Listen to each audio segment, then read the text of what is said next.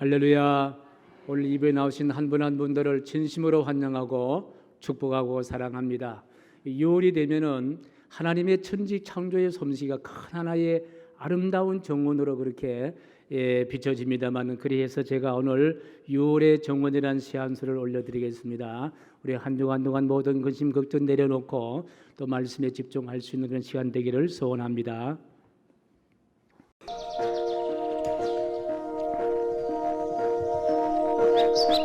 6월의 정원.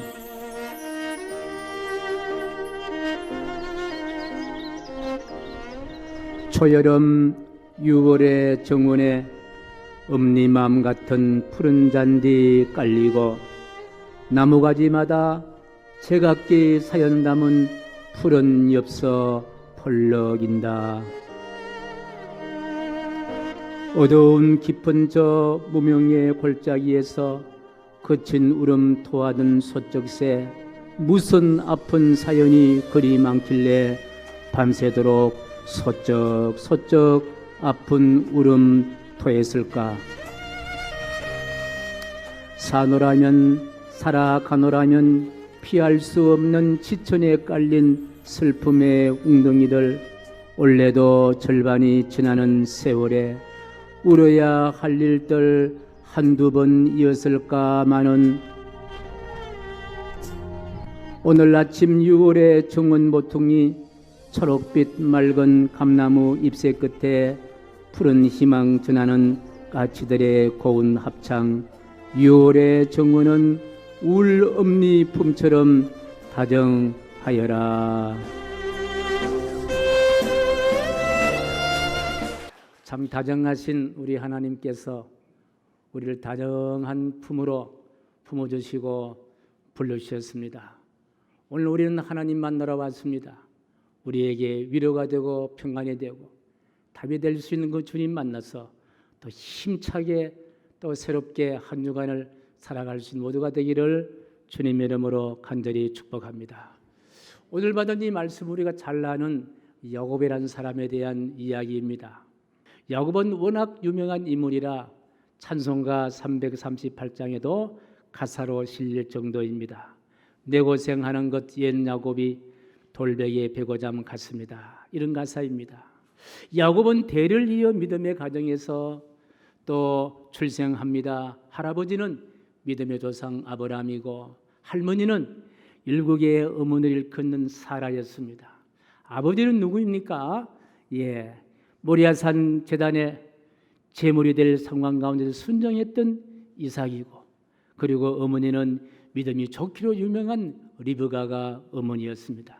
그런데 이 이삭과 리브가가 결혼한 후에 20년 지나도 아이가 없어서 하나님 앞에 간절히 사모하며 기도한 이후에 아이를 얻었는데 한꺼번에 쌍둥이를 얻게 됩니다. 형이 바로 에서고 또 동생이 바로 야곱입니다. 당시에 장남인가 차남인가가 소중했어요. 또 아들인가 딸인가가 소중했습니다만은 우리도 한때는 장남, 차남, 아들, 딸 그렇게 소중했던 시절이 있었습니다만은 당시에 장남은 왜 소중하냐? 아버지로부터 축복을 물려받을 수 있는 그런 권력이 주어졌기 때문입니다. 그렇다면 에서와 야곱 중에 누가 아버지의 축복을 받아야 합니까? 누가 받아야 합니까? 에서가 받아야 하는데 누가 받습니까? 야곱이 받습니다. 그러니 야곱이 형과 아버지를 속이고 장자의 축복을 빼앗은 셈이다라고 우리가 이야기할 수가 있습니다만은 그 당시의 법이나 에서의 입장으로 보면은 야곱은 참으로 교활한 사람이다라고 이야기할 수 있습니다. 객관적으로 보면은 야곱은 자기의 축복에 눈이 어두웠던 이기적인 사람이라고 할 수도 있습니다. 일터에서 돌아온 배고픈 형의 배고픔을 이용해서 장자권을 포기케 하고, 그리고 시력이 좋지 않은 아버지를 속여서 한 번만 참 받을 수 있는 축복을 야곱이 받았습니다. 분노한 형 에서를 피해 외삼촌 집으로 도망가야 할 상황이 있음에도 불구하고 미안하다, 형님 미안합니다, 죄송합니다, 사과 한마디 없이 훌쩍 떠나버렸던 그와 같은 좋지 않은 사람으로 충분히 우리가 해석할 수 있는 사람이었습니다. 자, 이런 야곱이 형의 분노를 피해서 외삼촌 집으로 피하는 과정에서 오늘 본문이 시작되는데요. 자, 10절과 11절 말씀을 한번 받겠습니다. 같이 시작. 야곱이 브엘세바에서 떠나 하론으로 향하여 가더니 한 곳에 이르러 해가 진지라 거기서 유숙하려고 그곳에 한 돌을 가져다가 베개로 삼고 거기 누워 자더니 한 곳에 이르러 해가 진지라 거기서 유숙하라고 바로 하룻길 걸어서 야곱이 유숙한 그 한 곳에 관심이 많이 가서 생각을 해봅니다. 자, 이 한 곳은 그 한 곳 어떤 곳입니까? 야곱이 지금 누워있는 바로 그 자리입니다. 하루 종일 그러만 날 살려라 쫓기며 걷다가 도저히 더 이상 걸을 수 없는 육체적으로 체력이 바닥나 기진맥진한 그곳이 바로 그 한 곳이었습니다. 그 한 곳은 몸도 파김치가 되었지만 마음도 파김치가 되어 마음둘 곳이 없었던 곳, 그리고 혹시나 형이 쫓아오지 않을까 두려움에 지친 그곳이 바로 그 한 곳입니다. 외삼촌 집 하란에 있다는 사실을 알지만은 이 거리가요 천리가 되는 거리예요. 내비게이션이 없는 그와 같은 상황 가운데 그 천리를 어떻게 도착할 수 있느냐, 내일을 걱정해야 할, 내일을 예측할 수 없는 절망스러운 곳이 바로 그 한 곳이었습니다. 아버지가 베푸신 축복이 이런 것이라면 앞을 보지 못하는 아버지를 속이고 형을 속여서 축복을 강요했던 어머니마저도 원망이 되는 그곳이 바로 그 한 곳, 바로 그곳이었습니다. 요약하면 그 한 곳은 육체적으로 기진맥진한 곳이요, 정신적으로도 공포가 몰려오는 곳이요, 내일도 예측할 수 없는 그야말로 절망의 자리, 인생의 끝자락, 벼랑 끝이 바로 그 한 곳, 야곱이 누워있던 그 한 곳이었습니다. 사랑하는 성도 여러분, 이런 야곱이 이런 상황, 야곱만 겪는 상황일까요? 저와 여러분들에게도 얼마든지 올 수 있는 상황이에요. 지나간 세월을 찬탄되다 보면은요, 그때 그 자리도 그 한 곳이었고, 그리고 지금 이 자리에 계시는 여러분들의 마음 속에도 야곱이 겪음했던 불안과 공포와 어려움이 있던 그 한 곳이고, 그리고 내일도 얼마든지 이런 환경이 우리 앞에 다가올 수 있는 바로 그 한 곳입니다. 오늘 예배드린 여러분 가운데도 아마 야곱이 처했던 그 한 곳에서 몸부림치며 고통당한 분들도 이곳에 계시리라 생각을 합니다. 근데요, 놀라운 사건을 접하게 되는데 바로 다음에 이어지는 본문의 12절 말씀이에요. 우리 같이 읽어보겠습니다. 시작. 꿈에 본 적 사닥다리가 땅 위에 서 있는데 그 꼭대기가 하늘에 닿았고, 또 본 적 하나님의 사자들이 그 위에서 오르락내리락 하고, 야곱의 지금 꿈을 꾸고 본 내용이냐마는 땅에서 시작하여 그 사닥다리의 끝이 하늘에 닿아 있는 여전 놀라운 꿈을 야곱이 꾸고 있습니다. 그런데 그 사닥다리에 하나님의 사자들, 천사들이 오르락 내리락 하는 생전 처음으로 접하는 기이한 현상을 지금 야곱이 보고 있습니다. 어디서 본 상황입니까? 인생의 끝자락에서 방황하는 그 자리에서 두려움과 공포로 온몸이 떨리는 바로 그 자리에서 더 이상 진행하기 버거운 벼랑끝 삶의 끝자락 지친 야곱이 쓰러져 누워있는 그 벼랑 끝에서 신기한 장면을 야곱이 꿈을 꾸고 있다는 거예요. 그 사닥다리 끝에 분주한 천사들을 봅니다. 야곱의 눈에 펼쳐져 있는 이와 같은 신기한 현상을 한 단어로 표현한다면 어떤 단어가 어울릴까요? 어떤 단어가 어울릴까요? 바로 이 단어입니다. 같이요. 시작. 희망이란 단어. 이 단어 이외에 다른 단어로 설명할 수 없는 그와 같은 상황입니다. 지금 야곱이 본 사닥다리는 희망이에요. 사닥다리가 닿은 하늘 역시 야곱에게는 희망입니다. 야곱의 두 눈으로 분명히 본 하나님의 사자들, 천사들도 야곱에게는 뭐였습니까? 희망이었다는 거예요. 희망은 바로 여기서 만납니다. 인생의 끝자락에서 삶의 벼랑 끝에서 만나는 것이 바로 무엇이다? 희망이란 이야기예요. 오늘 본문에 저는 희망을 만납니다. 그 희망은 야곱이 만들어낸 것도 아니고 야곱이 어머니와 아버지, 형이 있는 단란한 가정에서 만들어진 것도 아니고 이 희망은 동서남북의 어두운 캄캄함과 처절한 고독과 두려움과 외로움 그리고 돌베개를 베고 누워야 했던 바로 그 자리, 인생의 끝자락에서 삶의 벼랑 끝에서 하늘의 하나님께서 허락해 주신 것이 바로 무엇입니까? 그것이 바로 희망이라는 거예요. 희망의 사닥다리를 보여주었습니다. 그렇습니다. 하나님이 야곱 편이 되시어 찬란한 희망의 사닥다리를 야곱은 보게 하셨다.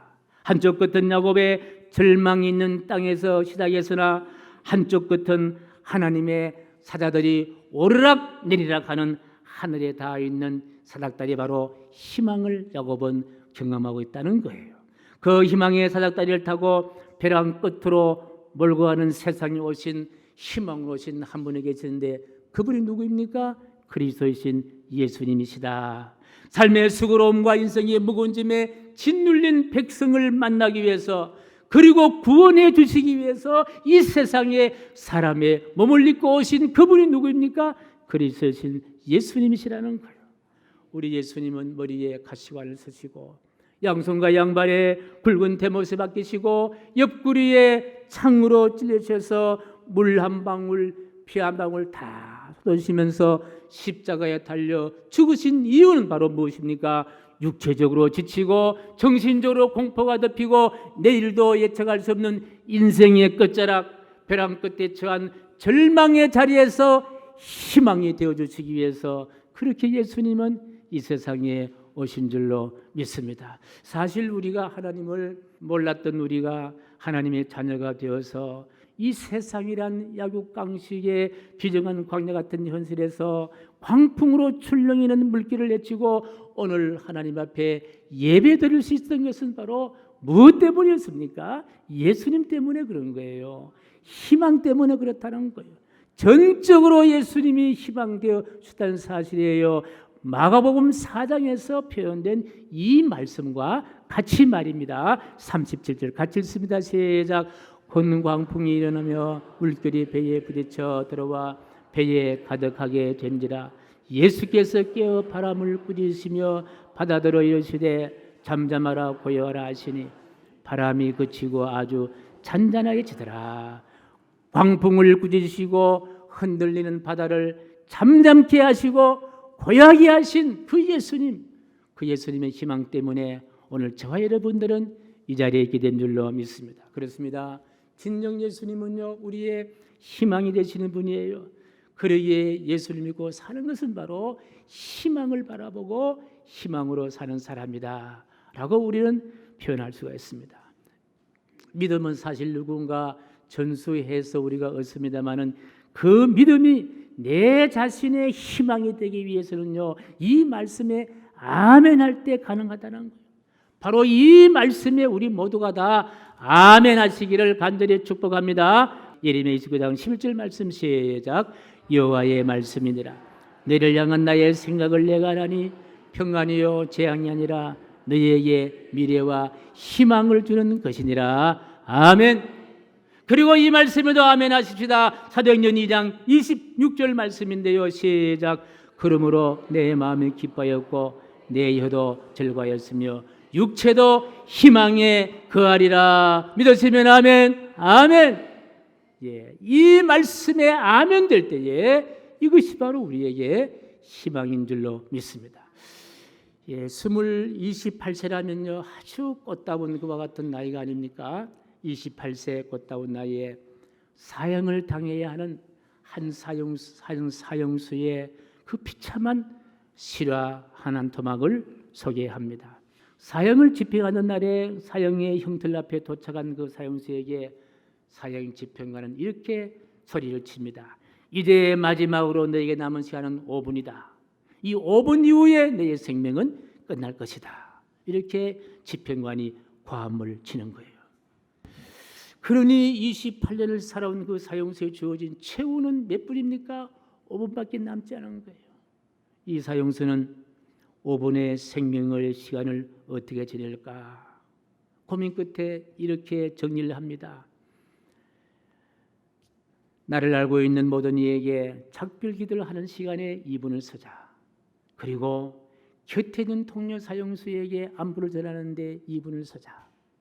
그러고 난 다음에 1분은 눈에 보이는 자연의 아름다움, 또 지금까지 있게 해준 땅에 대한 감사, 그리고 무엇보다도 하나님께 대한 감사로 서자.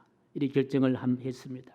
양보를 타고 오르는 뜨거운 눈물을 삼키면서 가족들과 친구들을 잠깐 생각하며 작별 인사하는데 벌써 째깍째깍 2분의 시간이 지나가 버린 거예요.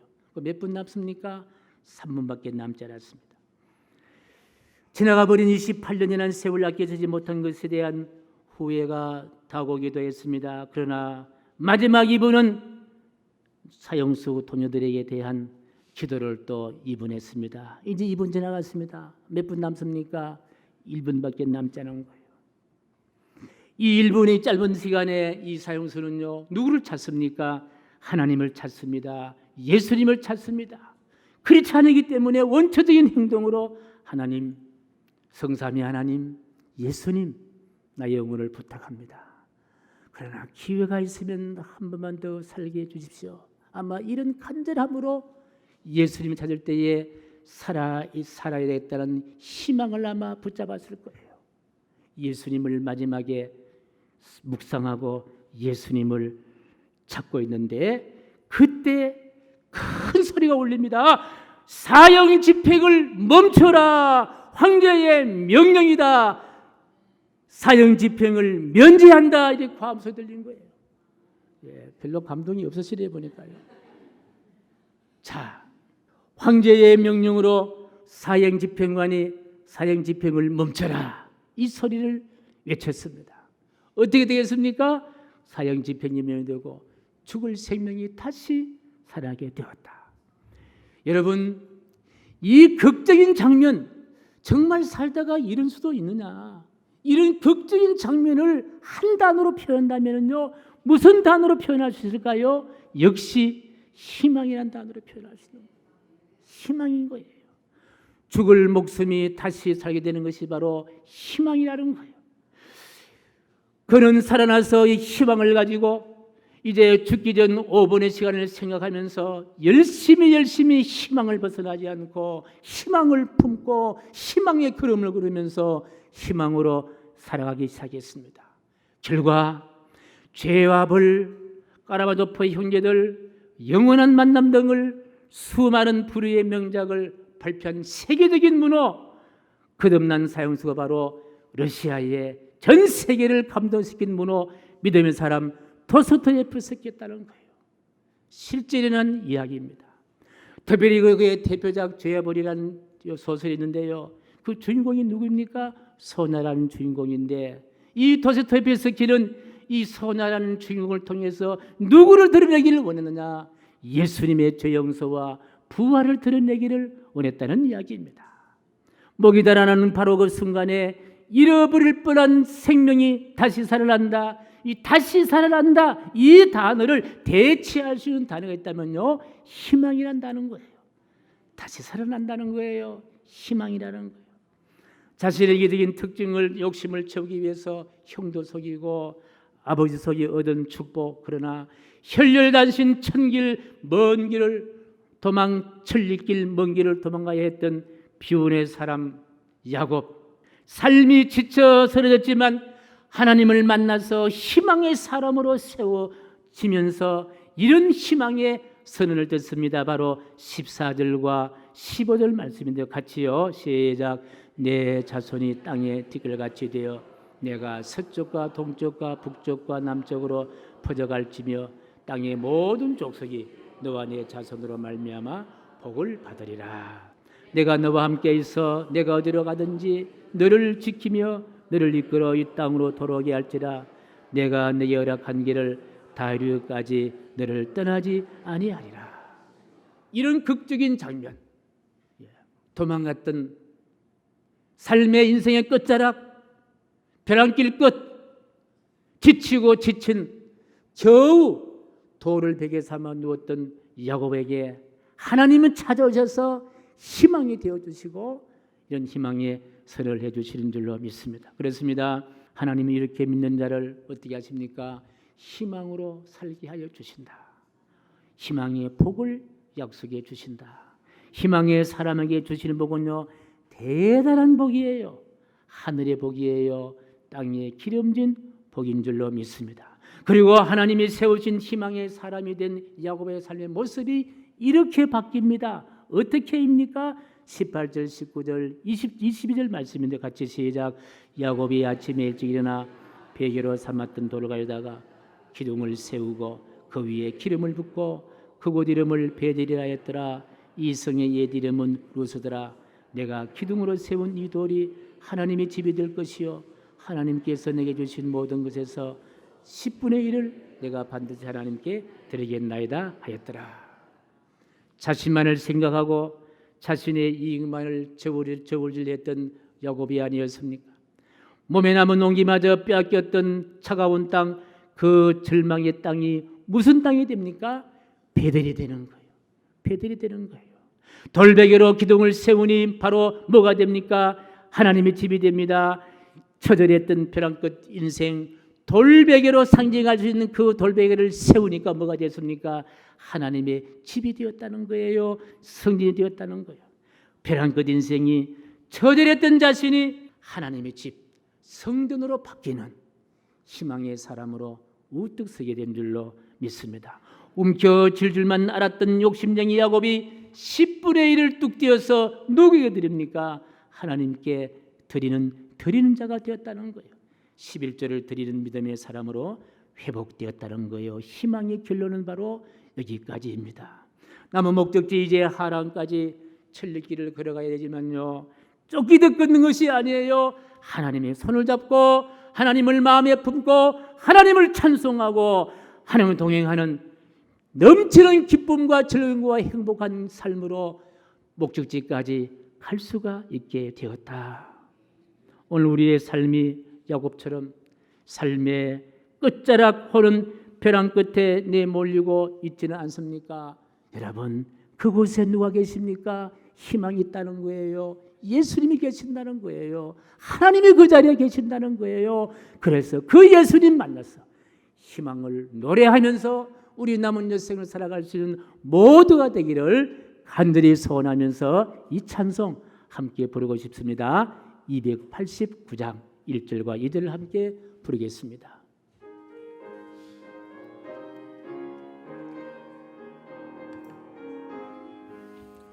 주 예수 내 맘에 들어와 계신 후 변하여 새 사람 되고 내가 늘 바라던 참빛을 찾음도 주 예수 내 맘에 오심 주 예수 내 맘에 오심 주 예수 내 맘에 오심 물밀듯 내 맘에 기쁨이 넘치면 주 예수 내 맘에 오심 주 예수 내 맘에 들어와 계신 후 망령된 행실을 끊고 머리털보다도 더 많던 내 죄가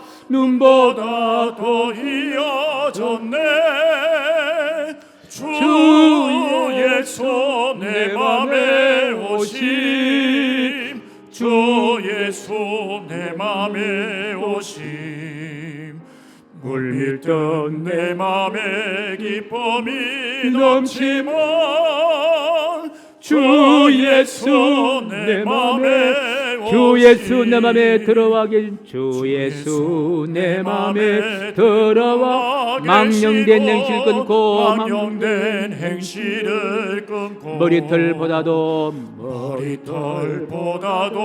더 많던 내 죄가 눈보다 더 이어졌네 주 예수 내 맘에 오신 주 예수 내 맘에 오심 주 예수 내 맘에 오심 물밀듯 내 맘에 기쁨이 넘치면 주 예수 내 맘에 오심